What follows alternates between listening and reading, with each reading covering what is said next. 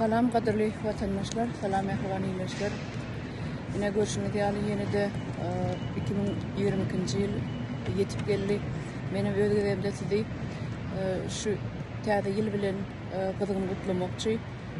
Size ve sizin maşgala ağzalarınızın ehlisine berk can sağlık, abat oğucuk, bereketli saçak arzu ediyen canınız sağ olsun, göreceğiniz qoğu olsun.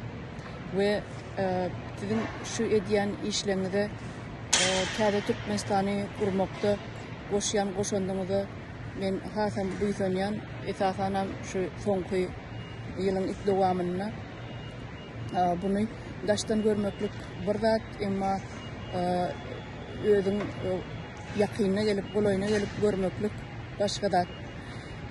Şu bu zatlaryň şeýle ýörgünli gidýänligine men